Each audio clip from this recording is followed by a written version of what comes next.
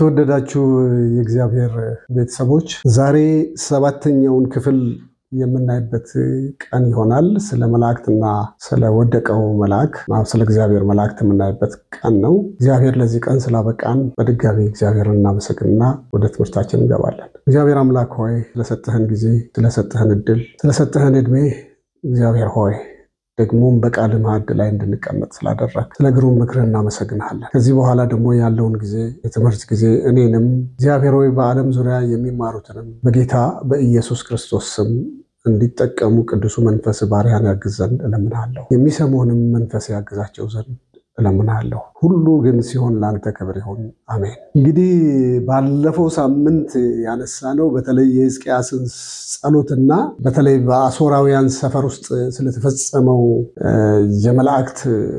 የመላእክ ጦርነት መልአክ ራሱ መጥቶ እንዴት እንደተዋጋና በአንድ ሌሊት በዚያች ሌሊት በአሦራውያን ሰፈር ውስጥ 185,000 ሕዝብ በአንድ መልአክ እንደተቀጣና ጠዋት ሲነሱ በድን ሆኖ እንደተገኘ ነው። ስለዚህ በአጠቃላይ በምንድን ነው ያቆምነው? ጸሎታችንን ወደ እግዚአብሔር ስናቀርብ መላእክት ያንን የጸሎታችንን መልስ ሊያስፈጽሙ ወደኛ እግዚአብሔር በወደደው መንገድ ይመጡና ያከናውናሉ ማለት ነው። እንግዲህ በህይወታችን ብዙ ታሪክ ልናነሳ እንችላለን በግላችን። ግን የዛን ጊዜ እንዴት አመለጠን፣ እንዴት እግዚአብሔር ታደገን የሚለውን ነገር ከዚህ የተነሳ ማስተዋል ያስፈልጋል። እግዚአብሔር ተንበርክከን ስንጸልይ እግዚአብሔር ከመላእክቱ በአንዱ ብቻ ይህን ያህል ጠላት የሚያሸንፍ ከሆነ መላእክቱን ስለእናንተ ያዛል የሚለው ቃል ሕያው ስለሆነ ታስተውሉ እንደሆነ ሄሮድስ መጀመሪያ ዮሐንስን ስለገደለ አይሁድን ደስ ሊያሰኝ እንደገና ደግሞ ጴጥሮስን ወደ ወህኒ ጥሎት ነበር። ከዚያ በኋላ መላእክት ነፃ እንዳወጣ አስቀድመን ተመልክተናል። ነገር ግን የታሪኩ መጨረሻ ይሄ ብቻ አልነበረም። እንግዲህ የእስር ቤት ጠባቂዎቹ ያን ሁሉ ነገር ሳያውቁት በር ሁሉ ተከፍቶ ሲወጡ ድረስ ከተደረገ በኋላ እግዚአብሔር በመጨረሻ የወሰደው እርምጃ አለ። በጊዜው ይህንን እርምጃ በወሰደው በማን ላይ ነው እግዚአብሔር የወሰደው? በሄሮድስ ላይ። እንግዲህ እግዚአብሔር ውሳኔ ወይም የእግዚአብሔር ድምጽ የሰው አይደለም። በተለይ ትዕቢት ሰው መቼም መጽሐፍ ቅዱስ እንደሚለው ውድቀትን ይቀድማል እንደሚል ትዕቢተኞችን እግዚአብሔር በፍጹም አይተዋቸው፣ በተለይ በእግዚአብሔር ሕዝብ ላይ የሚነሳው። ስለዚህ አንድ ቀን ይሄ ክርስቲያንን የሚጠላው ሄሮድስ በዙፋኑ ላይ ተቀምጦ በተለይ ሐዋርያት ሥራ ምዕራፍ 12 ቁጥር 23 ላይ ስትመለከቱ ለእግዚአብሔር ክብር አልሰጠምና የእግዚአብሔር መልአክ መታው፣ በትልም ተበልቶ ሞተ ይላል። እግዚአብሔር አንድ ሰው ጴጥሮስን ለመታደግ አይደለም፣ ቅዱሳንን ለመታደግ በጊዜው ወንጌል መሰራት ስላለበት ይህንን ሰው መታው። ይህ ክፉ ንጉስ በእግዚአብሔር መልአክ በአንዱ ተገድሏል። በትክክል እንግዲህ በቅዱሳት መጽሐፍ ውስጥ ጌታ ምን ያደርጋል? ለእርምጃም ቅዱሳን መላእክትን ሲልክ የምንመለከትበት አንደኛው ክፍል ነው።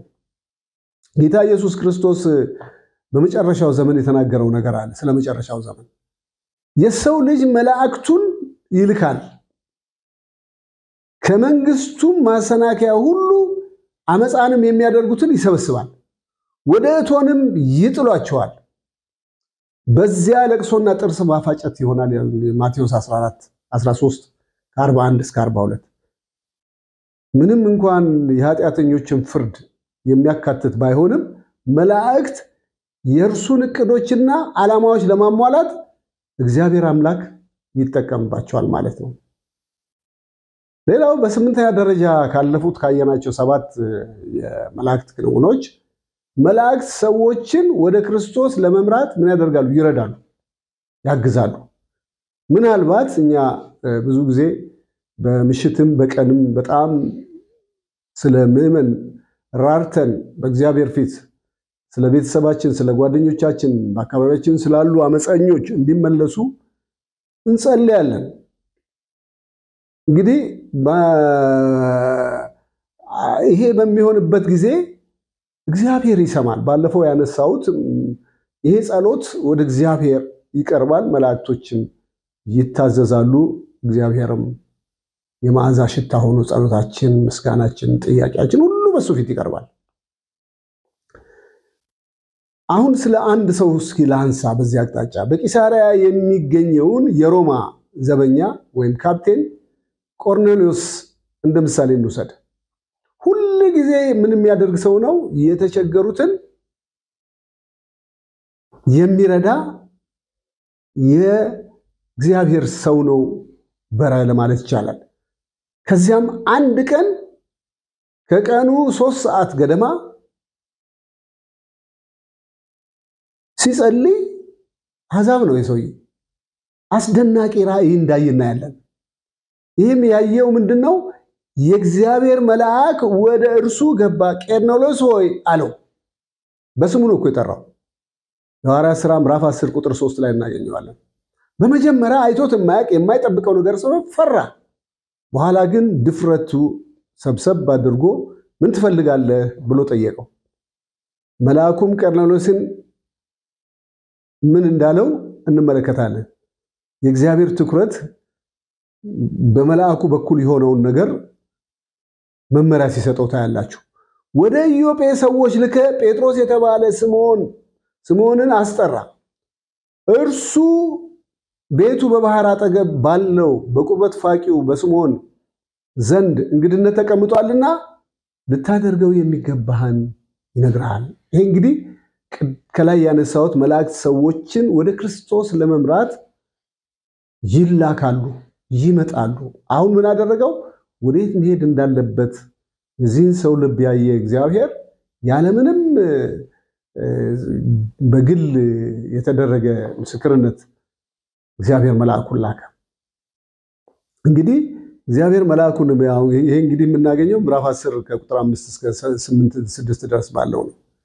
እንግዲህ ከዛ በኋላ መልአኩ ሲሄድ ቀርኔሌዎስ ለሁለት ታማኝ አገልጋዮቹ ልኮ እዛ ባህር ዳር ድረስ ኢዮጴ ከሰደዳቸው በኋላ ጴጥሮስ በምሳ ሰዓት ላይ በስምዖን ቤት ላይ እንደነበረ እንመለከታለን። እንግዲህ በዛ ቦታ ላይ መልእክቱን ተቀብሎ ጴጥሮስ እንግዲህ ወደዛ ከመሄዱ በፊት በቃ ለመሄድ ሲወስን ራእይ ያየው ራእይ ምንድነው? 4 እግር ያላቸው የምድር አራዊት፣ ተንቀሳቃሾች፣ የሰማይ ወፎች ሁሉን አይነት አየ። ጴጥሮስ ወይ ተነሳ፣ እነዚህን አርደ ብላ ሲባል ጴጥሮስ በአይሁድ ያልተፈቀደ ርካሽ የሚያደርግ ምግብ በልቼ እንደዚህ አይነት ነገር አላውቅም አለው። እግዚአብሔር ያነጻውን አንተ አታረክሰው አለው። ይሄ እንግዲህ ወደ አህዛብ እንዲሄድ መልአኩ መንገድ የከፈተበት ነው ማለት ነው። ጴጥሮስ የዚህ ሁሉ ነገር ለማወቅ ሲሞክር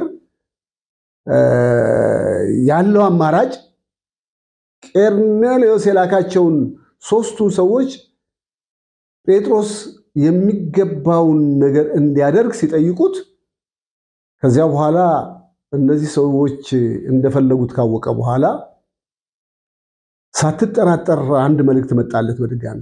እነሆ 3 ሰዎች ይፈልጓል፣ ተነስተ ውረድ፣ እኔም ልኪያቸዋለሁና ሳትጠራጠር ከነርሱ ጋር ሂድ የሚል ድምጽ ቁጥር 19 እና 20 ላይ እናያለን። ምዕራፍ 10 ላይ እንግዲህ ጴጥሮስ ከዛ ከወረደ በኋላ ቀርኔሌዎስ ወደ እርሱ እንደላከና በመላእክት እንዴት እንደታዘዙ ከነርሱ ጋር ተመልሶ የሚናገረው እንዲያካፍል ሲገልጡለት በማግስቱ ጧት ምን አደረገ? ቡድን ይዞ የኢዮጴ የጴጥሮስ ጓደኞችን ጨምሮ ወደ ቂሳሪያ እንደተጓዘ እንመለከታለን። ይህ እንግዲህ ከላይ ያነሳነው ርዕስ ትክክለኛ መሆኑን የምናይበት ነው። እንግዲህ ብዙ ሰዎች ተሰብስበው ነበረ በቀርኔሌዎስ ቤት። እንዲህ ሲል ነገራቸው፣ አንድ አይሁዳዊ ከሌላ ሀገር ጋራ መቀራረብ ወይም መሄድ ምንም ያህል ሕገወጥ እንደሆነ ታውቃላችሁ። እግዚአብሔር ግን ማንንም ሰው እርኩስ ወይም እርኩስ እንዳልሆነ አሳይቶኛል። ይሄ ቁጥር 28 ላይ ይሄን ይናገርና ከቀርኔሌዎስ ለምን እኔ እንዲላክ ፈለክ የሚለውን ሁሉ መልስ ካገኘ በኋላ ቀርኔሌዎስ ለዛ መልስ ሰጠው። እኔ ስጸልይ ስለ አንድ መልአክ እንዲህ ብሎ ቅድም ያነበብኩትን ክፍል ይነግረዋል። እንግዲህ ከእግዚአብሔር የታዘዛችሁትን ሁሉ እንድንሰማው ሁላችን በእግዚአብሔር ፊት አለን ብሎ ቀርኔሌዎስ የመዳንን እቅድ እንዳለው ወይም ለሱ እንኳን እንደሚያገኝ ልብ ሲባል ምንድነው በዚህ ለመጀመሪያ ጊዜ የክርስቶስ መልእክተኛ ሆኖ ለአይሁድ ብቻ ሳይሆን ለአሕዛብም እንደሚሰበክ እንደዚህ ነው ያለው። በእርሱ የሚያምን ሁሉ የኃጢአት ስርየት ይቀበላል ነው በክርስቶስ። ቀርኔሌዎስና ቤተሰቦቹ ሁሉ ምን አደረጉ? ዳኑ በዚህ ምክንያት። ጴጥሮስ ምስራቹን እየሰበከ ሳለ ግን እንግዲህ መልአኩ እግዚአብሔር ላከው። ጴጥሮስ መጣ፣ የምስራች ተሰበከ። ከዛ በኋላ ቃሉን በሰሙት ላይ ሁሉ መንፈስ ቅዱስ ወረደ ይላል። እንግዲህ ኢኒሺዬሽኑ የመላእክቶችን ኢኒሺዬሽን ወይም ማነሳሳት ለማሳየት ነው። ቁጥር 44 ላይ ነው የሚለው። ከጴጥሮስ ጋር አብረው አጀቡት ሄዱ። ደግሞ በጣም ተገረሙ። ምክንያቱም አይሁዶች ስለነበሩ በአሕዛብ ላይ እንዴት መንፈስ ቅዱስ ይወርዳል የሚል ግምት ስለነበራቸው። ከዛ በኋላ ምን ይላል? በልሳኖች ሲናገሩ እግዚአብሔርም ሲያከብሩ ሰምተዋልና ይላል ቁጥር 45 እና 46። እንግዲህ ለጸሎታችን ምላሽ የጌታ መልአክ በቀርኔሌዎስ ቤት ለመዳን በመላኩ ምክንያት ይሄ ጉዳይ ተሳክቷል ማለት ነው። ስለዚህ በአብዛኛው ጊዜ እነዚህ ለቤተሰቦቻችሁ ብቻ ሳይሆን ለምትወዷቸው ለምትቀርቧቸው ብቻ ሳይሆን በቃ ለጠፉ ሰዎች ግድ ብሎን በእግዚአብሔር ፊት ስንጸልይ እግዚአብሔር መልአኩን ይልካልና እንድንጸልይ አበረታታቸዋለሁ። ሌላው እንግዲህ መላእክት ዘጠነኛው መላእክት ወንጌልን የሚያገለግሉትን ምሪት ይሰጣሉ። ሐዋርያ ጳውሎስ በሮም ለፍርድ በሚቀርብበት ጊዜ በከባድ ማዕበል መርከቧ እንደተናወጠች ብዙ ጊዜ እንሰማለን፣ ተሰብከናል። ጳውሎስ በዚህ ጊዜ ተነሳና የተሳፈሩትን ምን አላቸው? አትጨነቁ፣ የእግዚአብሔር መልአክ በዚህ ሌሊት ባጠገቤ ቆሞ የማመልከው ብሎ ነው ጳውሎስ። አትፍራ ብሎኛል። በቄሳር ፊት መቅረብ አለብህ። ከአንተ ጋር የሚሄዱትንም ሁሉ በእርግጥ እሰጥሃለሁ አለ። እንግዲህ በሐዋርያት ሥራ ምዕራፍ 28 ከቁጥር 23 እስከ 24 ድረስ ባለው ስንመለከት ይህንን የምናየው። ሌላው እንግዲህ በመጀመሪያው ክፍለ ዘመን ያው በመጀመሪያው የወንጌል ጉዞ ላይ ፊልጶስም አንድ መልአክ እንዳገለገለው እናያለን። በታላቅ ስደት ጊዜ እስጢፋኖስ ወንጌልን በሰበከ ጊዜ በድንጋይ ተወግሮ ከተገደለ በኋላ ፊልጶስ በምስክርነት ደፍሮ የክርስቶስ ጠንካራ ወንጌላዊ እንደነበረ በየቦታው ወንጌልን ይሰብክ እንደነበረ እናውቃለን። አንድ ቀን ግን የእግዚአብሔር መልአክ ይላል ሐዋርያት ሥራ ምዕራፍ 8 ላይ የእግዚአብሔር መልአክ ፊልጶስን ተናገረው። ተነስተህም ወደ ደቡብ ከኢየሩሳሌም ወዴት ሂድ? ወደ ጋዛ ወደሚወስደው መንገድ ወደ ምድረ በዳ ወደምትወስደው መንገድ ሂድ አለው። ፊልጶስ አልጠየቀም፣ ታዘዘ። ማን ያዘዘው? መልአኩ ያን መልእክት ሲያቀርብ በመንገድ ላይ አንድ ኢትዮጵያዊ ማን አገኘ? ጃንደረባ በመንገድ ላይ ሲጓዝ አገኘውና ይሄ የኢትዮጵያ ንግስት ኃላፊ የነበረ የፋይናንስ ኃላፊ የነበረ በሰረገላው ላይ ተቀምጦ የነብዩ ኢሳይያስ መጽሐፍን ሲያነብ እንደነበረ ከዚያ በኋላ ወንጌልን መስማት እንደሚያስፈልገው ስላወቀ ይሄ ምሪት ለፊልጶስ ሰጥቶት ወንጌልን ሰበከለት። መጨረሻ ላይ ደግሞ የምታነበውን ታውቃለህ ወይ ብሎ ብዙ ነገር ከጠየቀው በኋላ መጨረሻ ላይ እንድጠመቅ የሚከለክለኝ የለም ወይ ብሎ በጌታ በኢየሱስ እንደተጠመቀ እናያለን። እንግዲህ ይሄ እንግዲህ የምንመለከታቸው ነገሮች ብዙውን ጊዜ እግዚአብሔር መልአኩን ለምሪት እንደሚልክና በተለያየ መንገድ ወደኛ ሊገለጡ ስለሚችሉ ይህንን በማስተዋል መከታተል ወይም ማመን አስፈላጊ ነው ማለት ነው። እንግዲህ ይሄ የመጨረሻው ነገር እንኳን ታስተውሉ እንደሆነ ምንድነው ያለው? ለሰረገላ ፊልጶስ ሲጠይቀው ለመጠመቅ እንደው መጠመቅ ምን ይከለክለኛል? በፍጹም ልብ ብታምን ትችላለህ ብሎ ሲለው ኢየሱስ ክርስቶስ የእግዚአብሔር ልጅ እንደሆነ አምናለሁ ብሎ ስላለ እንደተጠመቀ እናያለን።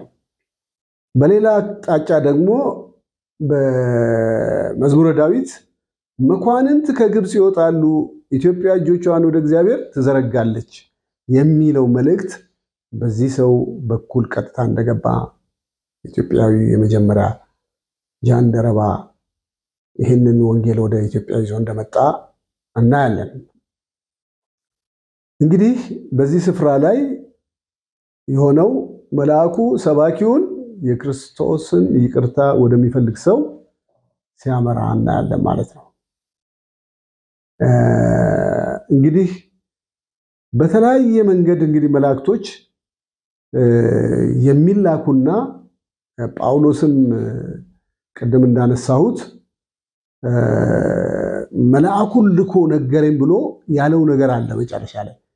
ጌቶች ሆይ እኔን ሰምታችሁኝ ነበር፣ እናም ከቀርሌስ ሳትለቁ እናም ይህ ጉዳትና ኪሳራ ባልደረሰባችሁ ነበር። አሁንም አይዟችሁ፣ ከመርከቡ በቀር ከእናንተ ነፍስ አይጠፋም፣ አይዟችሁ አለ። ከማን ሰምቶ? ከመልአኩ ሰምቶ። ይህ እንግዲህ እግዚአብሔር ያደረገውን ነገር ጳውሎስ በጣም አስምሮበት ሲናገር እኔም ሆነ የማመልከው የእግዚአብሔር መልአክ በዚች ሌሊት ምን ሆኖ ባጠገቤ ቆሞ ነበርና ብሏል። ስለዚህ እግዚአብሔር መላእክቶችን ወደ መዳን ሰዎችን ለመምራት እንደሚልክ ነው የምናየው። እንግዲህ የሆነውን ነገር ታውቃላችሁ። ያ ሁሉ ነገር ሲሆን እንጨት በጣውላ ሁሉ ተርፈው ተሰብስበው ደግሞ የሆነው ታሪክ ወደዛ አልገባም። እንግዲህ ያን ሁሉ አገልግሎት ጳውሎስ ሊያገለግል የቻለው ከጎኑም ምን ነበረ? መላእክት ነበረ። ሌላው መላእክት በህልምም ይታያሉ። 10ኛ ነጥብ ነው እያየን ያለው። በመጽሐፍ ቅዱስ ዘመን የመላእክት ፍጡራን ወይም ሰማያዊ ፍጡራን ወይም መላእክቶች ብዙውን ጊዜ ብዙ ሰዎች በህልሜ ረጅም እንዲሆነ ብዬ አይቻለሁ ብሎ ይናገራሉ። በየግላችንም ያየናቸው ነገሮች ይኖራሉ። ስለዚህ በተለይ በህልምም እንደሚገለጡ ይህንን ማሰብ ያስፈልጋል። ወደ ይስሐቅ ልጅ ያዕቆብ ዘመን ስንመለስ ከቤት ርቆ የእግዚአብሔር መልአክ በህልም ተናገረኝ ሲል ታያላችሁ። ከዛ በኋላ ዘፍጥረት 31:11 ላይ መልአኩ ሚስቱንና ልጆቹን ወደ ከነዓን ወደ ምድር እንዲመለስና ከአባቱ ከይስሐቅ ጋር እንዲገናኝ ነገረው። አያችሁ፣ ያዕቆብ ለዛ ለ21 ዓመት በላባ ቤት ሲያገለግል ቆይቶ መጨረሻ ላይ ግን በቃ የሚለው መልእክት ከእግዚአብሔር መልአኩ ሚስቱንና ልጆቹን ወደ ከነዓን ምድር እንዲመልስ ከአባቱ ከይስሐቅ ጋር እንዲገናኝ እንደመራው ነው የምንመለከተው። ሌላው እንግዲህ በሌላ አቅጣጫ ስንመለከት ደግሞ ዮሴፍን እንመለከታለን። የእግዚአብሔር መልአክ በህልም ታይቶ የዳዊት ልጅ ዮሴፍ ሆይ ከእርሷ የተጸነሰው ከመንፈስ ቅዱስ ነውና ሚስትህን ማርያምን ወደ አንተ ለመውሰድ አትፍራ ሲለው ማቴዎስ 1:20 ላይ በህልም ሲናገረው እናያለን። መልአኩም ሕፃኑ ኢየሱስ ተብሎ እንደሚጠራ እንደነገረውም እዛ ላይ እናያለን። ሌላው ይሄ ኢየሱስ ክርስቶስ ምን እንደሚሰራ ቁጥር 21 ላይ በህልም ያንን ሚስጥር ሲናገር ህዝቡን ከኃጢአታቸው ያድናቸዋል የሚል የትንቢት ፍጻሜም እንደሚሆን ይህንን ዮሴፍ ከህልሙ በነቃ ጊዜ ይላል የእግዚአብሔር ቃል ቁጥር 24 ላይ ምዕራፍ 1 የእግዚአብሔርን መልአክ እንዳዘዘው አደረገ። ይገርማል።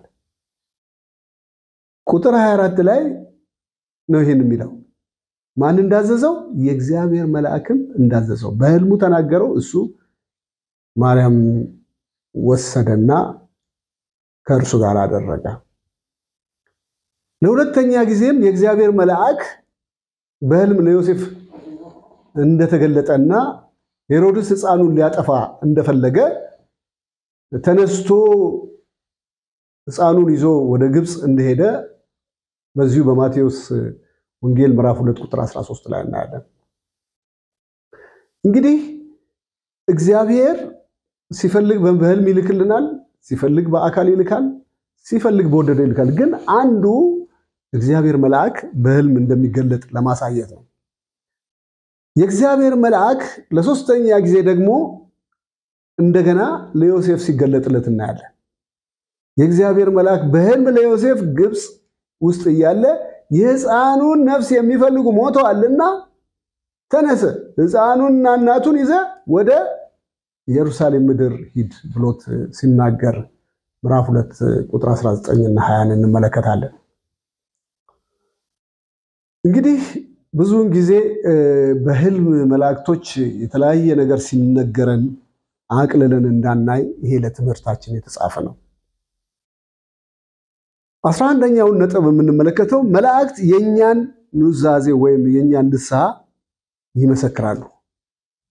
ወንድ ወይም ሴት ወይም ወጣት በድነት በጸለዩ ጊዜ መላእክቶች እየተመለከቱና እንደሚደሰቱ ባለፈው ጊዜ አነሳን።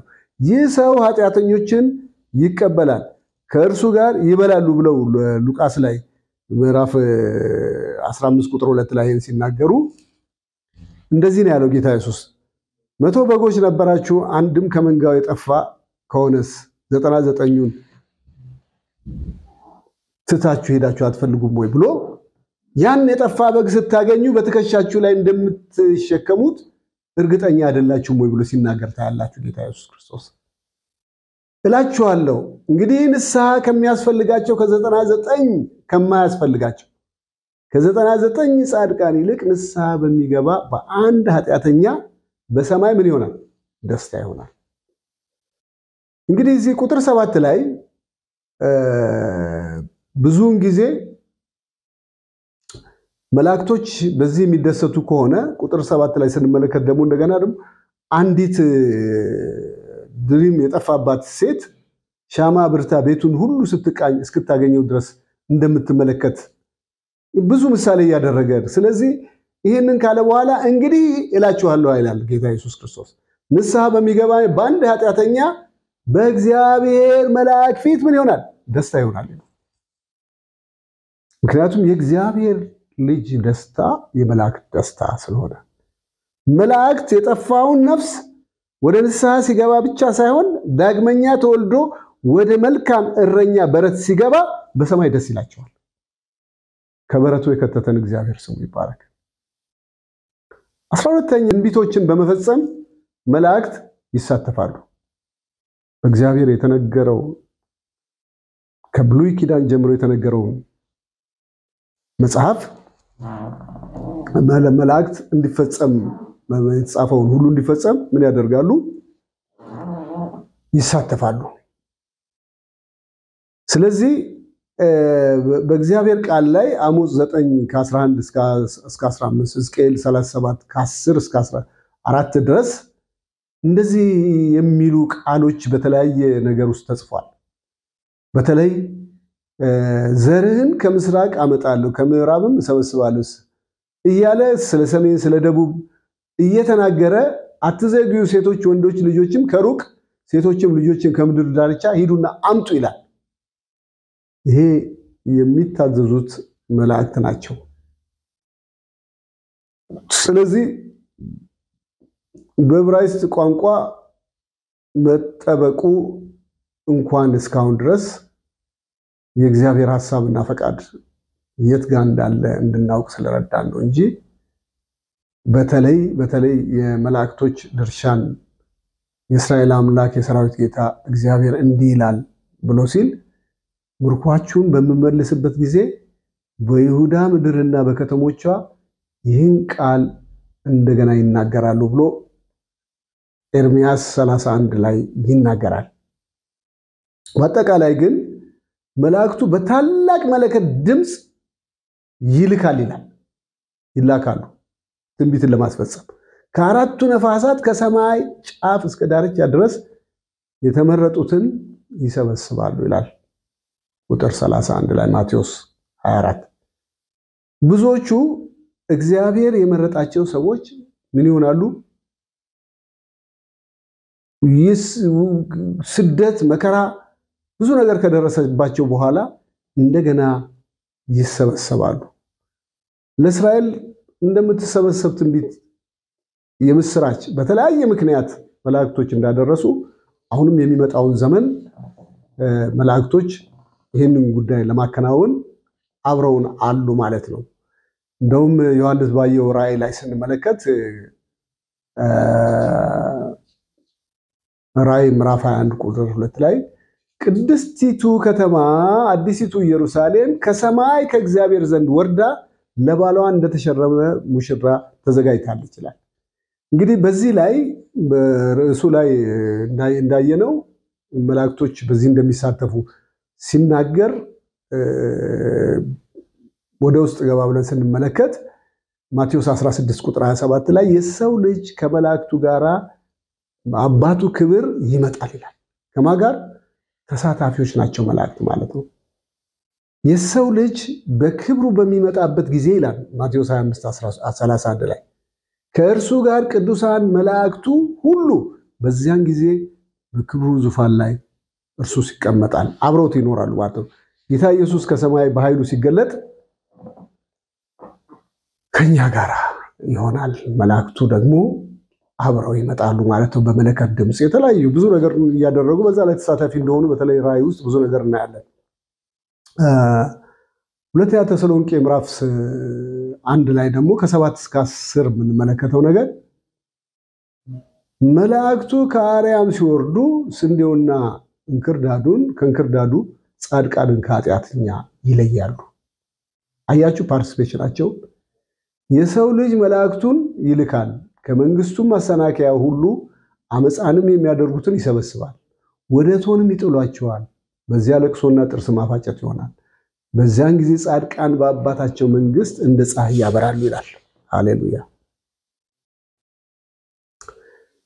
እንግዲህ ይሄንን ትንቢታዊ ቀናት እኛም እንድንዘጋጅ ወደሚጥሏቸው ወገኖች ሳንሆን ወደ አባታችን መንግስት ገብተን እንደ ፀሐይ እንድናበራ እግዚአብሔር ይርዳል። 13ኛ የምናየው መላእክት ሰይጣንን ተዋግተው እንደሚያሸንፉ ነው። መቼም በመጨረሻው ጦርነት ላይ መላእክት ከሰይጣን ኃይሎች ጋር እንደሚዋጉና እንደሚያሸንፉ ራእይ 12:7 ላይ እንመለከታለን። እንግዲህ ምን ይላል? የጥልቁንም መክፈቻና ታላቁን ሰንሰለት በእጁ የያዘ መልአክ ከሰማይ ሲወርድ አየሁ። ዘንዶውን የቀደመውን እባብ ያዘው፣ እርሱም ዲያብሎስና ሰይጣን ነው፣ 1000 ዓመትም አስሮ ወደ ጥልቁ ጣለው ይላል ራእይ 20 ከምዕራፍ 1 እስከ 2 ድረስ። ክርስቶስ በምድር ላይ በነገሰበት የ1000 ዓመት ግዛት ላይ አሕዛብን እንዳታልል ሰይጣን በሰንሰለት ይታሰራል። አሁን ያየነው ራእይ ምዕራፍ 4 እስከ 6 ምዕራፍ 20 ቁጥር 4 እና 6ን ስንመለከት በዚህ በመከራ ጊዜ ግን በተለይ በየትኛው በመከራ ጊዜ መልአክ ወንጌልን ለመስበክ በዛ ውስጥ ፓርቲሲፔት ያደርጋሉ፣ ያግዛሉ። እንዲህ ይላል፣ በምድርም ለሚኖሩ ለአሕዛብ፣ ለነገድም፣ ለቋንቋም፣ ለወገንም ሁሉ ይሰብክ ዘንድ የዘላለም ወንጌል ያለው ሌላ መልአክ በሰማይ መካከል ሲበር አየሁ። በታላቅ ድምፅ እግዚአብሔርን ፍራ፣ እግዚአብሔርን ፍራ፣ ክብርን ስጡት፣ የፍርድም ጊዜ ደርሷልና የሰማይንና የምድርን ባህርንም የውሃውንም ምንጮች ለፈጠረው ሰገዱ ይላል። እንግዲህ ምንድነው የሚለው? የዘላለም ወንጌል ያለው ሌላ መላእክት በሰማይ መካከል ሲበራ ያዩዋል። እንግዲህ ይሄ በጣም ብዙ ጊዜ ማናስተውለው ለወንጌል ስራ ለወንጌል አገልግሎት ስለ ክርስቶስ በሚነገር ጊዜ በመጨረሻው ዘመንም ሰይጣን ውጊያ ውስጥ ይገባል። የሚዋጋው ደግሞ ከእግዚአብሔር ተልኮ ነው ማለት ነው። መላእክቶች ሰይጣንን ይዋጋሉ ማለት ነው። 15ኛ ደግሞ የሚለው ምንድነው? መላእክት አማኞችን አግኝተው ወደ እግዚአብሔር መንግስት የሚያጓጉዙ ናቸው። ሃሌሉያ። መላእክት ብቻችንን አንጓዝም። መላእክት አብረውን ይሆናሉ። የእንኳን ደህና መጣችሁ በዓል አሁንም እያዘጋጁልን ነው።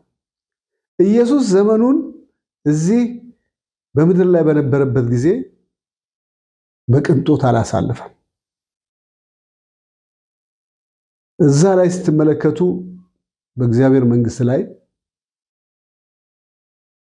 የሚናፍቅ ሰው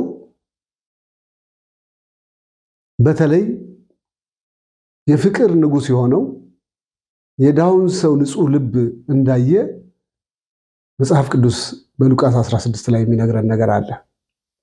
እንዲህም ሆነ ዳው ሞተ፣ መላእክትም ወደ አብርሃም እቅፍ ወሰዱት ይላል። ገርማል። እግዚአብሔር ይባረክ። እንግዲህ ብዙውን ጊዜ መላእክት እኛ ወደ እግዚአብሔር መንግስት ስንሰበሰብ እኛን ነፍስ ወደ እግዚአብሔር ወዳዘጋጀላት ስፍራ የሚያስቀምጡ ናቸው ማለት ነው። እንግዲህ እስካሁን ድረስ ስለ መላእክት ብዙ ተነጋግረናል። ያነሳናቸው ነጥቦች ብዙ ናቸው።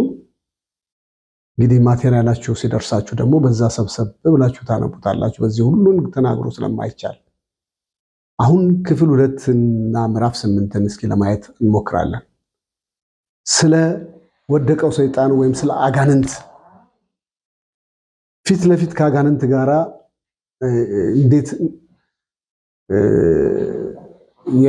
እንደ እባብ የሆነው የተጠራው የሉሲፈር ሰራዊቶችን እናያለን። የአጋንንት መገለጫዎች ባለፈው ካየናቸው ነገሮች በጥቂቱም ቢሆን ገባ ብለን ለማየት ሞክረናል። በተለይ አንድ ያየነው ነገር እጅግ ታላቅና ዘላለማዊ የሆነ ኃይል የሆነው የኢየሱስ ክርስቶስ ታላቅ ስም ከኛ ጋር እንዳለ እነዚህ አጋንንቶች በፊታችን መቆም እንደማይችሉ በአንክሮ ተነጋግረናል። ስለዚህ አማኞች ዲያብሎስን ለመዋጋት ያላቸው መንፈሳዊ መሳሪያ እንዴት መጠቀም እንዳለብን ልናውቅ ይገባል። ይህን መጽሐፍ ቅዱስ በአንክሮ የሚናገራል። በዚህ ጦርነት የእግዚአብሔር ወታደሮች እንድንሆን መሰልጠን መታጠቅ የሚያስፈልገን ይህንን ነው። ይህን ደግሞ የምንታጠቀው አልቲሜት ዋና መሳሪያችን በኢየሱስ ስምና ደም ስልጣን ነው። በቀራንዮ መስቀል ላይ ባሸነፈው በጌታችን እና በተሸነፈው ሰይጣን ላይ እግሮቻችን ለመጫማት የምንችለው። እንግዲህ የትኛውን ቦታ ስንሄድ ወገኖች አጋንንቶች ይሸሻሉ። የእግዚአብሔር ቃል የሚነግረንም ይህንኑ ነው። ሰይጣንን ከማሰር ባሻገር ክርስቲያኖች ስለ አጋንንትና ስለ አጋንንት ምን እንደሆነ ማወቅ ይገባቸዋል። ምናልባት ብዙ አብያተ ክርስቲያናት የእግዚአብሔር ቃል ጥልቅ ማስተማር እና ስልጣኑ ህዝቡ ምን አይነት ስልጣን እንዳለው እንዲያውቁ ማድረግ ያስፈልጋል። በዚህ ነገር ላይ ትኩረትም እንዲሰጥ ያስፈልጋል። መጋቢዎች ስለ ደሙ፣ ስለ መስቀሉ፣ ስለ መንግስተ ሰማያትና ስለ ሲኦል ብዙዎቹ አይሰብኩም፣ ግን እንዲሰብኩ ይመከራል። ምክንያቱም በህይወታችን ዘመን ሁሉ ጊዜ ሰልፍ ላይ ስለሆነ እንግዲህ በጉባኤያችን እነዚህን ነገሮች ለመናገር መምረጥ ብዙ ጊዜ ያዳግተናል። የውጊያውን ስልት ልናሳያቸው ልንመክር ይገባል። ሰዎች በሰይጣን ተማርከው በሰይጣን እንዲጨቆኑ የሚያደርገው የመጽሐፍ ቅዱስ የእግዚአብሔር ቃል ዕውቀት ማነስ ስላለ እንጂ በዛ ውስጥ ያለውን ስልጣን፣ በዛ ውስጥ ያለውን ዕውቀት፣ በዛ ውስጥ ያለውን አሸናፊነት ቢያውቁት ኖሮ በፍጹም በዚህ በክፉ አይያዙም ነበር። ብዙ ክርስቲያኖች አሁን በተለያየ ምክንያት በዚህ መንፈስ ሲያዙ በአገልግሎት ላይ ያሉ እንኳን መንፈስ ሲወጣላቸው የምናይበት ዘመን ውስጥ ገብተናል። የእግዚአብሔር ቃል እንዲህ ይላል፣ የጌታ መንፈስ ባለበት በዚያ ምን አለ? አርነት አለ። ሁለተኛ ቆሮንቶስ ምዕራፍ 3 ቁጥር 17 ነው። እውነት ነው። የእግዚአብሔር መንፈስ ባለበት ጉባኤውን ፈልጎ የመጣ ያልዳነ ሰው እንኳን ነፃነት አለው። እኛ ክርስቲያኖች በነፃነት ልንኖር ክርስቶስ ነፃ አወጣን የሚለው ቃል በነፃነት ልንኖር ምንም የአጋንንት ሰራዊትን ልንፈራ አይገባም። የክርስትና ሕይወት ሙላቱ መደሰቱ ኢየሱስ እንደዚህ ነው ያለው፣ እንግዲህ ወልድ አርነት ቢያወጣችሁ በእውነት አርነት ትወጣላችሁ። እንግዲህ እውነት አርነት የሚያወጣን ጌታ ኢየሱስ ክርስቶስ እንደሆነ ካወቅን ለዚህ ጉዳይ ላይ ስጋትና ሰይጣን ከእግራችን በላይ በታች የወደቀውን ከእግራችን በላይ አድርገን እኩያም እንዳናደርገው ከፍም አድርገን ከክርስቶስ ጋር እንዳናፎካከረው በዛን ጊዜ እሱ ብርታት ያገኛል። ለምን? ምክንያቱም እነዚህኛ ልክ እንደ አዲስ አማኞች ሳንጠነክር ቀዳዳ በሚፈልግበት ጊዜ እነዚህ ሰዎች አምልጠን ልናስመልጥ ይገባናል። ሉቃስ 10:19 ላይ እንደዚህ የሚል ቃል አለ፣ በጠላት ስልጣን ሁሉ ላይ ስልጣንን ሰጥቻችኋለሁ፣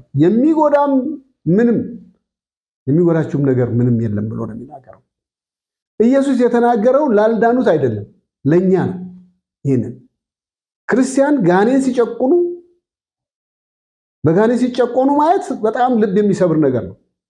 ክርስቶስ በእውነት በልባችን ውስጥ ከሆነ በሰይጣን ልንያዝ በፍጹም አንችልም። ያ የማይቻል ምክንያት ነው። ባለቤት አለን እኛ። የሁለቱም ልንሆን አንችልም።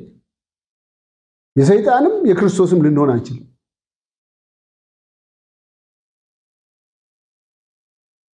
አምላኩ የሆነለት ሕዝብ ነን። ርስቱ አድርጎ የመረጠው ሕዝብ ነን እኛ። መዝሙር 33:16 ላይ አምላኩ የሆነለት ሕዝብ ርስቱ አድርጎ የመረጠው ሕዝብ ይላል። በመንፈሳዊ በረከቶች ሁሉ የባረከን ይላል ኤፌሶን 1:3። ይሄ ነፃነት ነው፣ ባርነት አይደለም። አጋንንትን ልንፈራ አይገባም። ሰይጣን ሊገዛ ይችላል ወይ ነው በአጠቃላይ። የዲያብሎስ ስራ ስናጠና አስቀድመን መጠንቀቅ ያለብን አጋንንት ምላሽ ይሰጣል እኮ ሐሳባችንን ለማጥቃት አስተሳሰባችንን ለማደናገር ፍላጻዎቹን መላኩ አይቀርም። ስለዚህ ይሄንን ለዚህ ጠቅልለን መልስ የምንሰጥበት አንድ ትልቅ ብርቱ ጉልበት አለን። እሱም የጌታ ስም ነው። ክርስቲያን ከሆንን ከሰይጣን ጥቃት ነፃ ነን ማለት አይደለም። በሚገባ ከተረዳን ኤፌሶን 6:12 ላይ የሚለው መጋደላችን ከደምና ከስጋ ጋር አይደለም ከዚህ ከጨለማ ዓለም ገዦች ጋር ነው እንጂ ይላል ኤፌሶን 6:12። እንዲያውም አንደኛ ጴጥሮስ ምዕራፍ 5 ቁጥር 8 ላይ ምንድነው የሚለው? የሚወጣውን ፈልጎ ምን ያደርጋል? እንደሚያገሳ አንበሳ በዙሪያችን ይዞራል ይላል። እግዚአብሔር ይርዳል። ሰልፉ አለ፣ ግን አሸናፊዎች ነን። ለምን? ተጥሏል። ምን አለን? ሰይፍ አለ፣ ትልቅ ሰይፍ። ባለፈው ስለ መላእክቶች ሳነሳ 185,000 በአንድ ሰይፍ በአንድ ጊዜ ጸጥ ሲያደርግ ያ መልአክ በዳዊትም ዘመን እንደዚሁ 70,000 አንድ መልአክ ሰው ሲገድል እግዚአብሔር መልአክ እኛ የእግዚአብሔር ልጆች በደሙ የተዋጀን በስሙ ስልጣን የተሰጠን ሰራዊትን የክፋት ሰራዊትን የመምታትና የመጣል አቅም ስላለን እግዚአብሔር ስም ይባረክ። እንግዲህ የዛሬው ትምህርታችን በዚህ እናበቃና ትምህርት 8ን በሚቀጥለው ፕሮግራም እንቀጥላለን። እግዚአብሔር በረዳችሁ መጠን በጥንቃቄና በጸሎት ይህንን ትምህርት እንድትከታተሉ አደራላለሁ። ጸልያለን። ጌታ ሆይ ስለረዳህን ተባረክ። አሁንም ስለምትረዳን እናመሰግናለን። ከዚህ በኋላ ያለውን ጊዜና ሰዓት ሁሉ ፈጽሞ ለክብርህ አሳልፈህ ሰጠው። በጌታ በኢየሱስ ስም አሜን።